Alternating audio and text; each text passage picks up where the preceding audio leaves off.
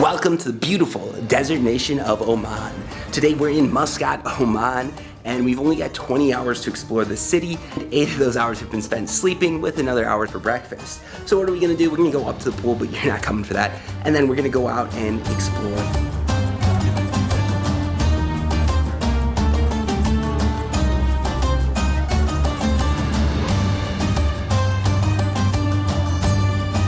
And now we are headed to the Sultan Qaboos Grand Mosque. I think I said that right, but it's the Grand Mosque in Muscat. It's one of the only Grand Mosques, I think, in the country that actually allows non-Muslims to go there and see it.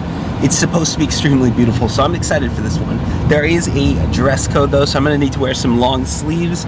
And if you're a woman, I think you gotta cover up the shoulders and you need to cover up like your legs, which is the same for men. Also, women need to cover their head. But yeah, we'll go to the Grand Mosque to see how it is. Hopefully it is as amazing as I've heard.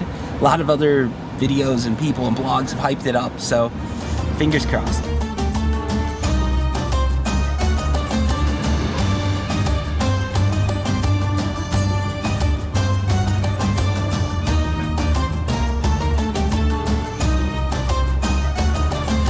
We've made it to the Grand Mosque. If it's any idea just how hot it is right now, the camera lens is literally fogging up because we brought it out of the AC. Let's see if we can survive. Already from the outside it's huge, but on the inside it does look beautifully done.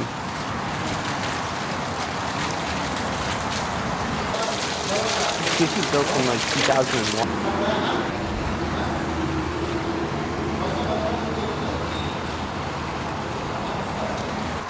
So slight disappointment. Apparently the mosque closes at 11:30 a.m. So only open from 8 to 11:30 a.m. Online it literally says like open now. It says open till 11 p.m. But apparently it's 11:30 a.m. So yeah, don't get to go to the mosque unfortunately. Hopefully everything else is open. Alright, well I do appreciate being back in the air conditioning with short sleeves. That's disappointing. I don't know. Nowhere online did it say that the mosque closed at 11:30 a.m. I was reading p.m. It might have just been my bias thinking that nothing would close that early. But yeah, it doesn't open again until 8 a.m. And like I said, this is a layover, so we just don't get to see it, unfortunately. If we're here again, maybe we do, but yeah, it would have been nice if someone mentioned that on one of their vlogs or blogs or whatever, so I'm mentioning it. 8 a.m. to 11:30 a.m.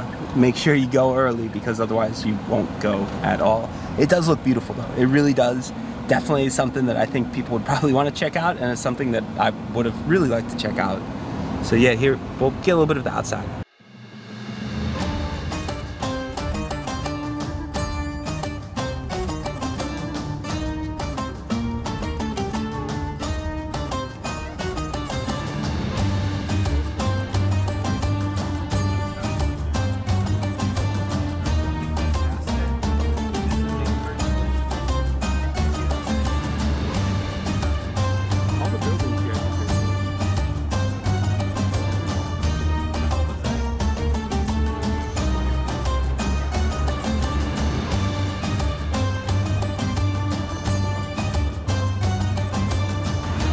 Alright, and behind me is the Royal Opera House. Sun's in my eyes, sorry. Alright, that's much better. So this is the Royal Opera House, and because it's so white, the sun reflecting off of those white tiles is just blinding. But I can see a little bit better now. So yeah, you've got some shops, you've got some restaurants here. It's an absolutely stunning building, so definitely a must visit. If you've got some time, an opera might not be a bad thing to do. So the Royal Opera House is definitely a building filled with opulence. It takes styles from all over the world, the woodwork, the architecture, the stonework. Everything takes sort of examples from all over the world and it has a Middle Eastern twist on it. Even the instruments there are designed in places like France, and they're exquisite with the artwork, but it's something that you typically wouldn't see in France. It's done by these people who have just that artistic touch to everything, and they put a bit of a Middle Eastern or Omani spin on things, which is truly awesome to see. So yeah, the Opera House overall only costs 6 point something Omani Rial for 2 people. So that's something like $12 to $15 for tickets, depending on when you come and the conversion rate. And if you actually wanted to see an opera, you can only see the operas here from September to May. It's open during the tourist seasons, but the tickets are extremely affordable. It's something like 20 OMR to go see a show, which is really good considering the amount of effort and the amount of work that would go into these shows and goes into the Opera House and the amount of detail that went into it. But the Opera House is non-profit, which means that they try to make it affordable for everybody, even tourists.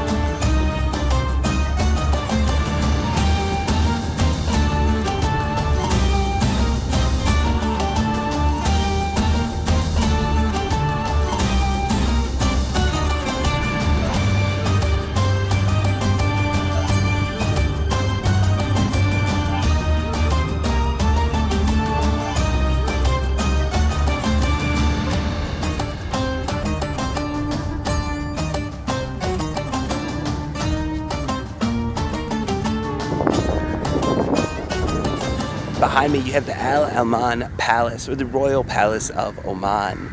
This is basically where the Sultan lives or lived, or an area that only he can access. So you can't actually tour this palace back here. I don't know if it's in active use or not, but you can't tour it. You can go right up to it and check it out. Architecturally, it looks insane. I've never seen anything like this architecturally. It blows me away.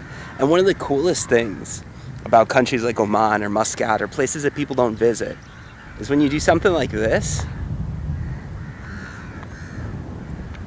and there's no one.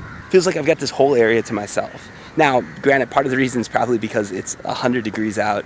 It's like 90% humidity. The sun is beating down, but I can take it for a little bit. We've got an air-conditioned car. Everything here is air-conditioned, so I can be outside for a little bit. It's okay. Overall, I've got to say, I'm going through Muscat. It's one of those countries that surprises me. This isn't at all what I was expecting.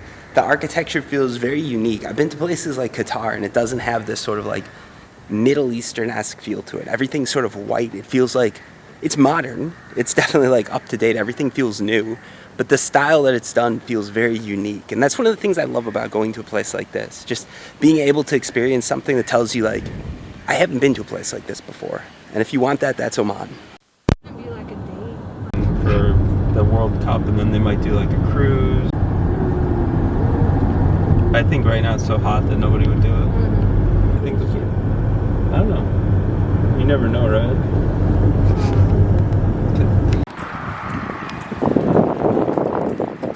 And we just got done seeing the souk.